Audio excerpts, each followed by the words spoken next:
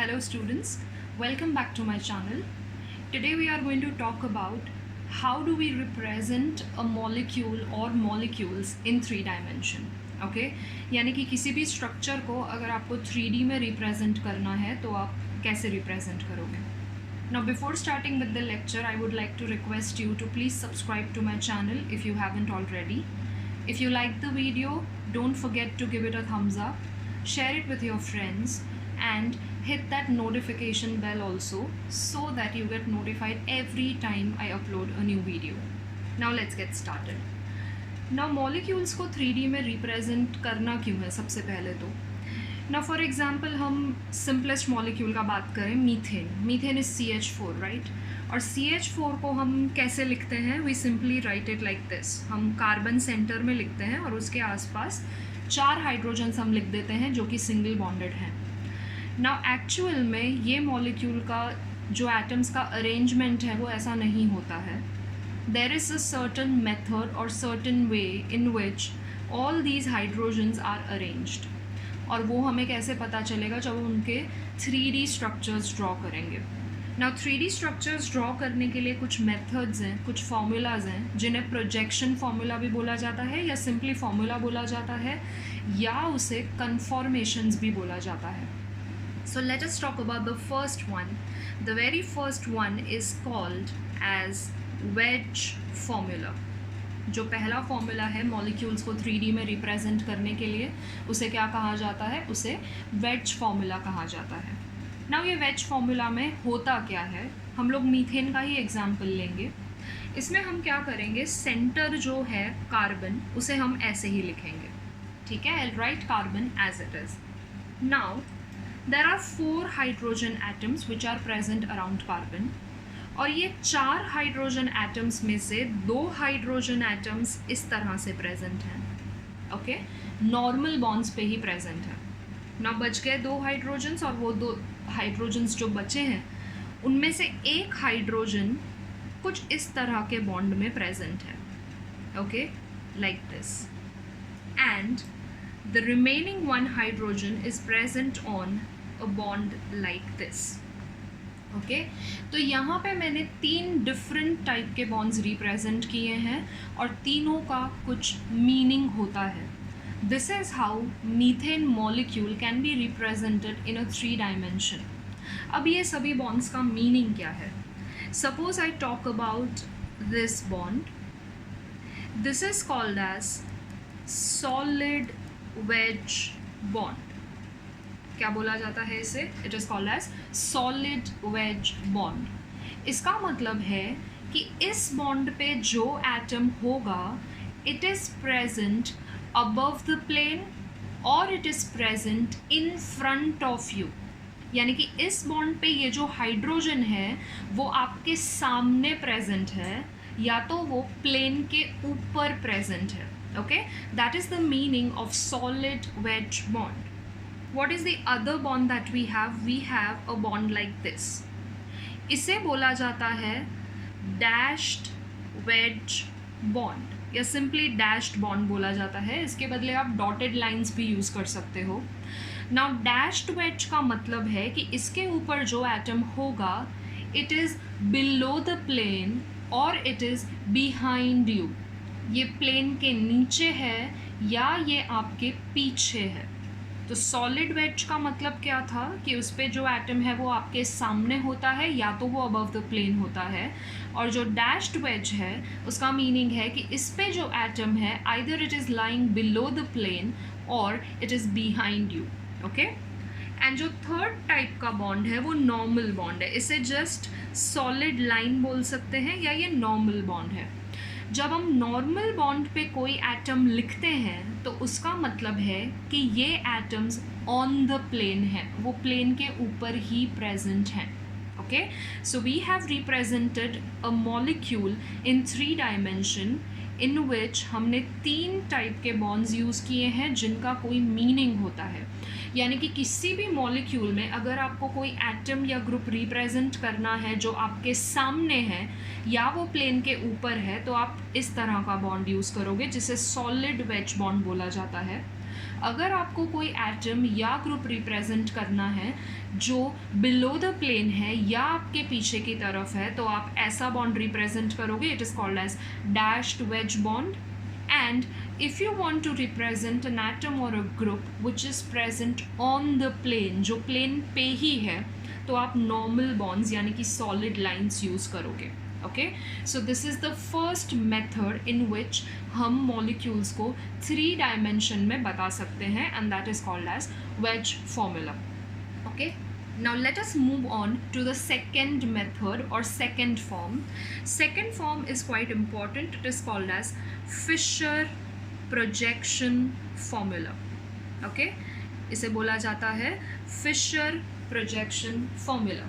Fisher of course एक scientist का नाम था, and projection formula is again it is used to represent a molecule in a 3 dimension. Okay, now Fisher projection formula को एक और नाम है. It is also called as cross formula. Okay, now why it is called cross formula? Because हम लोग ये formula में cross बनाने वाले हैं. क्रॉस मतलब हम क्या बनाएंगे? हम हॉरिजॉन्टल लाइन बनाएंगे, हम वर्टिकल लाइन बनाएंगे. नाउ एक चीज़ आपको इसमें ये याद रखना है कि वर्टिकल लाइन हमेशा एक ही होगा, लेकिन हॉरिजॉन्टल लाइंस हैं वो एक से ज़्यादा हो सकते हैं. They can be more than 1 horizontal lines, but vertical line is always going to be 1. Okay, so that is why it is called a cross formula. Now इस फॉर्मूला में होता क्या है? Suppose for example I take a molecule like this, CH3, CHOH and COOH. Okay, ये जो है ये lactic acid है. ठीक है. Now according to Fischer projection what you have to do is, आपको जो मेन कार्बन चेन है उसे वर्टिकली रिप्रेजेंट करना है. You have to represent a main carbon chain vertically. Now main carbon chain कौन सा है? ऑफ कोर्स ये स्ट्रेट चेन ही मेन कार्बन चेन है. तो ये वाला जो चेन है उसे आपको वर्टिकली रिप्रेजेंट करना है. So I will draw a vertical line like this, और ये वर्टिकल लाइन पे ये तीनों कार्बन्स आएंगे. तो ये जो फर्स्ट कार्बन है वो कौन सा है? It is COOH. So I am going to write it here. That is my first carbon. And last में है CH3 which will write here. और ये जो CH है ये दोनों के बीच में है, मतलब it is somewhere here. Okay, so ये जो वर्टिकल लाइन है उस पर मैंने लिखा है COOH, देन ये वाला जो कार्बन है ये, एंड देन नीचे है CH3. नाउ जो बचा हुआ है वो आएगा हॉरिजॉन्टल लाइन पे. So I will draw a horizontal line like this. ये मेरा सेकेंड कार्बन है, करेक्ट. और मॉलिक्यूल में हमारा सेकेंड कार्बन कौन सा है? This is 1, 2 and 3. So this is my second carbon. और अगर आप second carbon को ध्यान से देखोगे तो वहाँ पे एक हाइड्रोजन है और एक OH है. There is one hydrogen present, one OH present. So I am going to write hydrogen and OH like this. आप OH को यहाँ पे, हाइड्रोजन को वहाँ पे भी लिख सकते हो. It is absolutely fine. Okay. Now the question is कि वर्टिकल लाइन में मैंने COOH को ऊपर लिखा, CH3 को नीचे लिखा. Can I interchange this? No. Fischer projection लिखने के लिए देयर इज़ अ रूल कि जो वर्टिकल लाइन होता है उसमें एकदम ऊपर की तरफ मोस्ट ऑक्सीडाइजेबल ग्रुप होना चाहिए. ऊपर की तरफ क्या होना चाहिए? Most oxidisable group. Now most oxidisable group का अभी के लिए आप ये मीनिंग याद रखो कि जिसमें ज़्यादा ऑक्सीजन्स आपको दिखाई दे. तो ऑफ कोर्स COOH और CH3 में से यहाँ पे ज़्यादा ऑक्सीजन्स हैं, so that is why COOH को हम ऊपर लिखेंगे according to the rules of Fischer projection. Okay, now suppose I want to represent this molecule using wedge formula. अगर मुझे वेज फॉर्मूला यूज़ करके ये मॉलिक्यूल को रिप्रेजेंट करना है, सो फिशर प्रोजेक्शन में हॉरिजॉन्टल लाइन पे जो ग्रुप्स होते हैं, हॉरिजॉन्टल लाइन पे जो एटम्स या ग्रुप्स होते हैं वो आपके सामने होते हैं. ओके, मतलब they are present above the plane. और जो वर्टिकल लाइन पे ग्रुप्स होते हैं वो नीचे की तरफ होते हैं या वो आपके पीछे की तरफ होते हैं. तो अब वेज फॉर्मूला में हम लोगों ने कौन से बॉन्ड्स यूज़ किए थे? आपके सामने या प्लेन के ऊपर है तो हमने सॉलिड वेज बॉन्ड यूज़ किया था, और आपके पीछे या नीचे की तरफ है तो हमने डैश्ड वेज यूज़ किया था। यही चीज़ हमें यहाँ अप्लाई करना है। सो लेट अस से आई राइट COOH फर्स्ट, तो यहाँ पे आएगा dashed wedge, okay. Then I have carbon atom over here, again I will have dashed wedge because vertical line पे जो ग्रुप्स हैं वो आपके पीछे की तरफ है। Now coming back to horizontal line, horizontal line पे जो ग्रुप्स होते हैं वो आपके सामने की तरफ हैं, ओके। तो उसे हमें रिप्रेजेंट करना होगा using a solid wedge bond like this, okay. तो यहाँ पे हम लिखेंगे OH, यहाँ पे हम लिखेंगे H. So this is how I can represent lactic acid using Fisher projection, simple Fisher projection, that is a cross formula. और अगर wedge formula से represent करना है तो I can do it like this, okay. Now suppose we take one more example, and in that example suppose I take a molecule like this. मैं आपको इसका Fisher projection ही दे दूँगी directly. So suppose I have a molecule like this. I have COOH here, and then I have CH3 at bottom, then I have OH, OH, H, H, okay. अब ये example में और previous example में क्या difference है? Previous example में horizontal line भी एक ही था, वर्टिकल लाइन भी एक ही था। यहाँ पे वर्टिकल लाइन एक ही है लेकिन हॉरिजॉन्टल लाइंस दो हैं, that is the difference, okay. So अब इसे हमें वेज फॉर्मूला यूज़ करके रिप्रेजेंट करना है। सो सबसे पहले हम लोग लिखेंगे COOH। सो वर्टिकल लाइन को कैसे रिप्रेजेंट करना है? डैश्ड बॉन्ड से। Then I have this carbon, then again there will be a dashed bond, and then again there will be a dashed bond with CH3, okay. So this is my vertical line. और horizontal line पे जो भी है उसे आप solid veg से represent करोगे।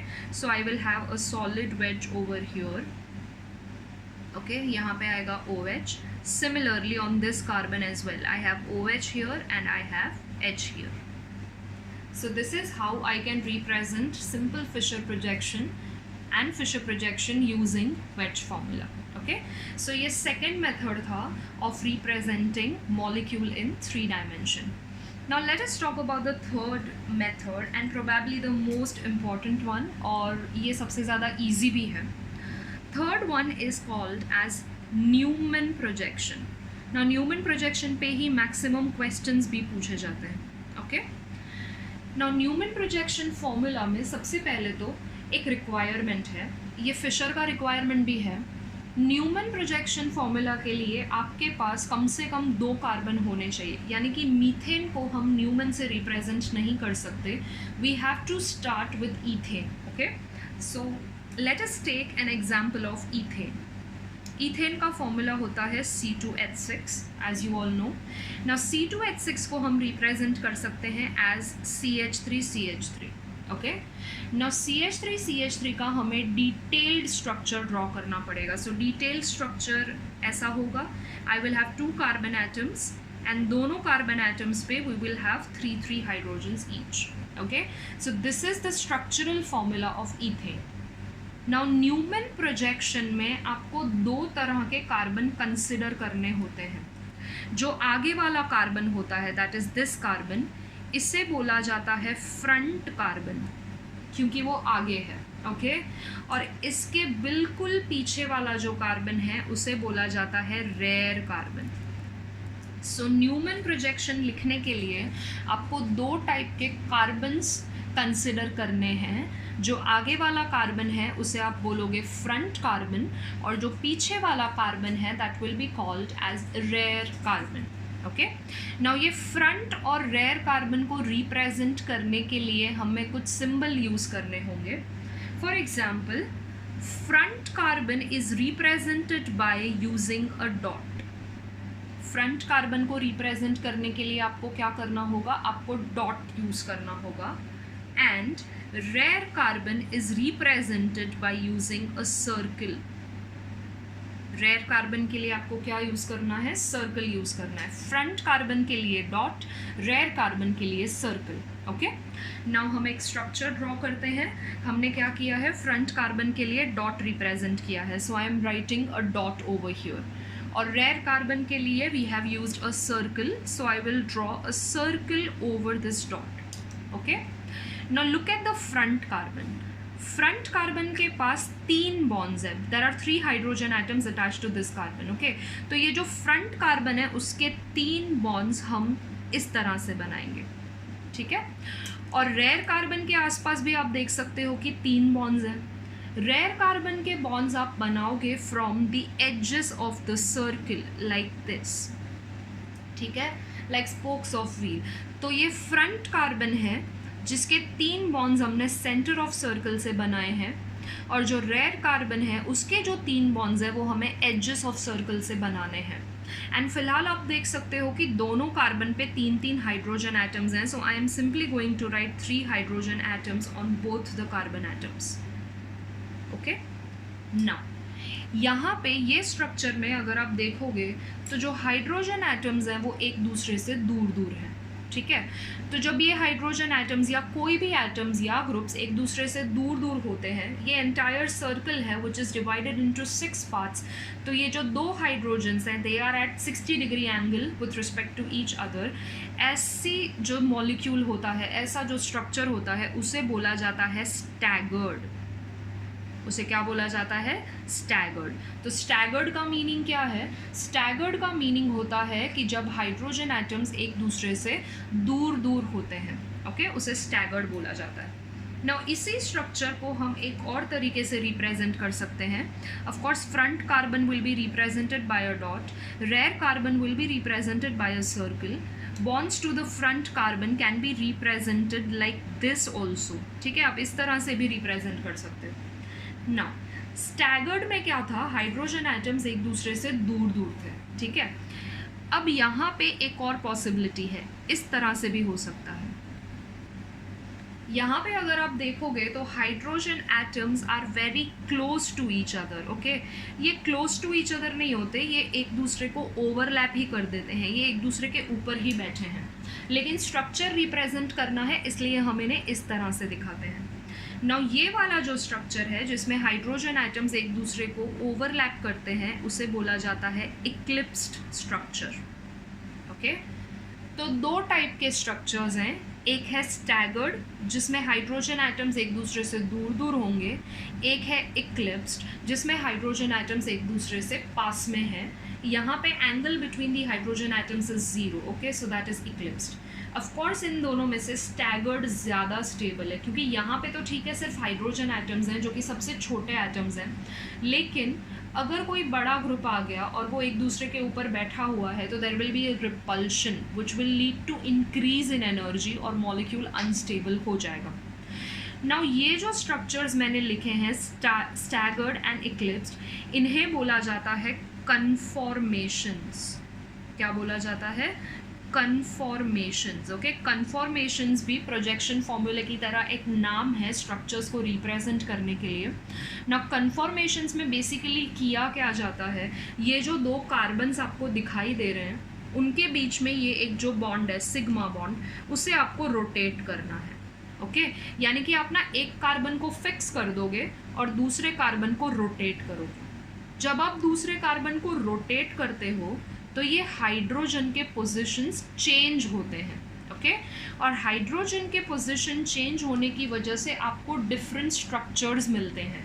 वो स्ट्रक्चर्स को ही बोला जाता है कन्फॉर्मेशंस, या उन्हें कन्फॉर्मर्स बोला जाता है, या उन्हें रोटामर्स भी बोला जाता है.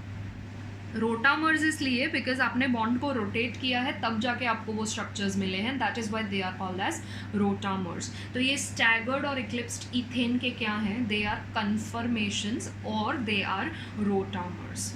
ओके, नाउ ये हो गई इथेन की बात. नाउ सपोज आपके पास इथेन के अलावा कोई और मॉलिक्यूल है. Let us take for instance we have propane. ठीक है, प्रोपेन का फॉर्मूला क्या होता है? Propane is CH3CH2CH3. ओके, अब इसमें तो 3 कार्बन हैं, तो जब आपके पास 3 कार्बन है तो फ्रंट और रेयर डिसाइड करने के लिए हमेशा आप याद रखिए आपको शुरुआत राइट हैंड साइड से ही करनी है. So according to that concept this will be my front carbon, this will be my rear carbon, और ये कार्बन कुछ भी नहीं है. ठीक है, तो इस कार्बन को हम एज अ सब्स्टिट्यूएंट कंसिडर करेंगे जो कि इस कार्बन पे प्रेजेंट है. अब फ्रंट और रेयर कार्बन को रिप्रेजेंट कैसे करेंगे? Front carbon will be represented by a dot, rear carbon will be represented by a circle. Okay, bonds to the front carbon will be drawn like this, bonds to the rear carbon will be drawn like this. Okay, अब सबसे पहले आप front carbon को देखो. Front carbon के ऊपर there are 3 hydrogen atoms. Okay, 3 hydrogen atoms हैं, so I am going to write 3 hydrogen atoms. और रेयर कार्बन पे देर आर 2 हाइड्रोजन्स और एक CH3 है. ओके, 2 हाइड्रोजन्स हैं और एक CH3 है. सो let us say I right it like this. आप CH3 को कहीं भी लिख सकते हो, इट इज़ एब्सोल्युटली फाइन. तो ये जो कन्फॉर्मेशन मैंने लिखा है ये स्टैगर्ड है, क्योंकि यहाँ पे जो एटम्स हैं और ग्रुप्स हैं वो एक दूसरे से दूर दूर हैं. सिमिलरली आप इसका इक्लिप्स भी बना सकते हो. इक्लिप्स आपको बिल्कुल इस तरह से ड्रॉ करना होगा. ओके, नाउ ये हो गया प्रोपेन. आपको ध्यान रखना है butane onwards. Let us say I take butane now. Butane का फॉर्मूला हो जाएगा CH3 CH2 CH2 CH3. Okay, now butane में तो 4 कार्बन एटम्स हैं. So what you have to do, butane onwards अगर आपको फ्रंट और रेयर कार्बन डिसाइड करना है तो आप क्या करोगे? आप टर्मिनल कार्बन्स कंसिडर नहीं करोगे, आपको टर्मिनल कार्बन्स छोड़ देना है. टर्मिनल कार्बन का क्या मतलब है? ये वाला और ये वाला कार्बन, जो एंड के कार्बन होते हैं ना, वो आपको नहीं कंसिडर करने हैं. To decide front and rear you are only going to consider the carbon atoms which are present between the terminal carbons. Okay, जो एंड वाले कार्बन हैं उनके बीच में जो कार्बन प्रेजेंट हैं आप वही लोगे. दैट मीन्स ये मेरा फ्रंट कार्बन है और ये मेरा रेयर कार्बन है. ठीक है, तो again we'll do the same thing. Front carbon के लिए डॉट, रेयर कार्बन के लिए we'll draw a circle. bonds to the front carbon, this time I will draw like this, and bonds to the rear carbon will be represented like this. Okay, अब front carbon अगर आप देखोगे तो front carbon पे I have 2 hydrogens and 1 CH3. Correct, तो मैंने लिखे 2 hydrogens और मैंने लिखा एक CH3. Now on the rear carbon you have 2 hydrogens and you have CH3. ठीक है, तो CH3 मैं यहाँ पे लिखूँगी और मैं 2 हाइड्रोजन यहाँ पे लिखूँगी. ऑफकोर्स आप CH3 यहाँ पे भी लिख सकते हो, लेकिन अगर आपने CH3 यहाँ या यहाँ लिखा तो वो स्ट्रक्चर अनस्टेबल हो जाएगा. क्यों अनस्टेबल हो जाएगा?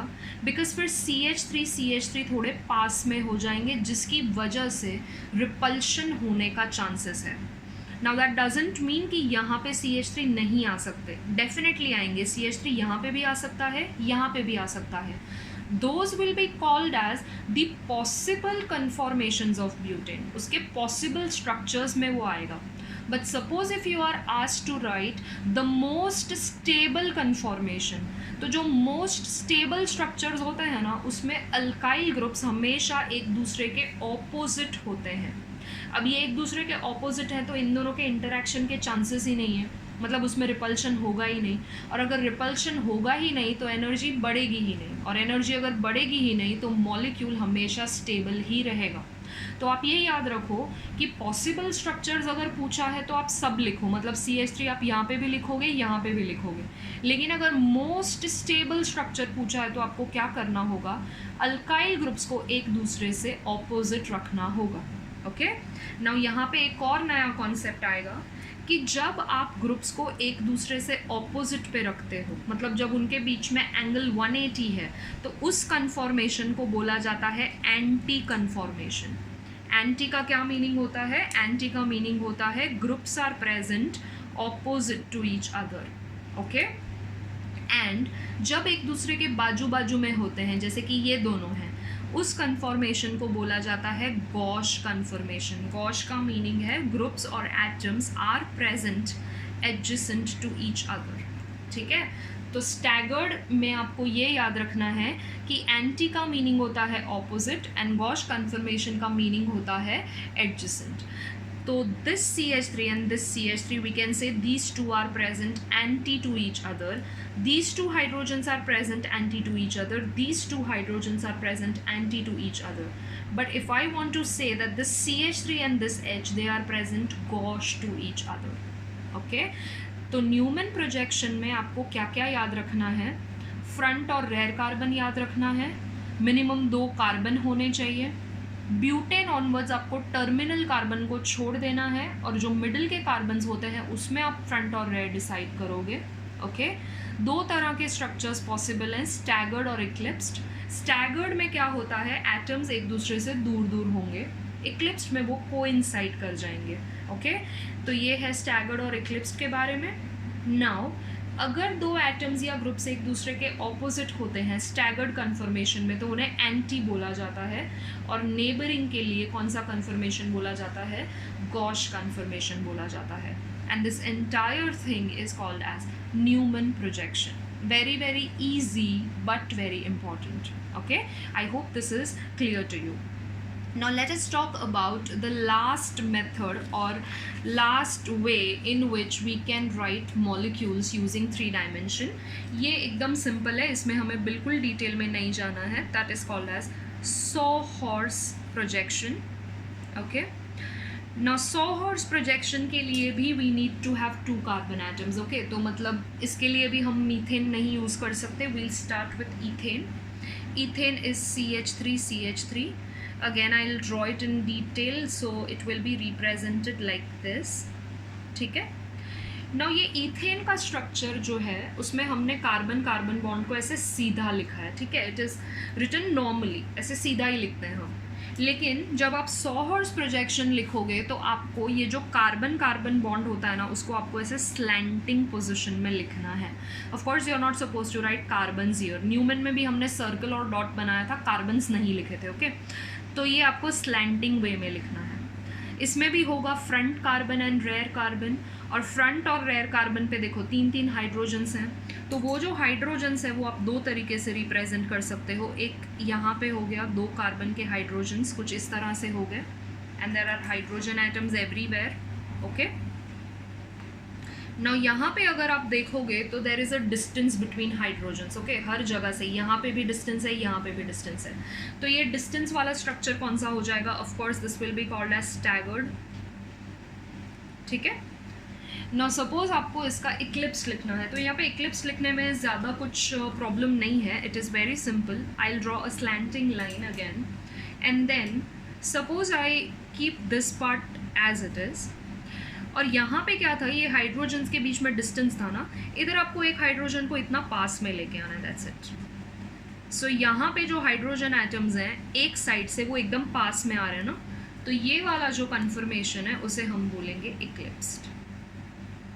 That's it. This is how sawhorse projection is represented.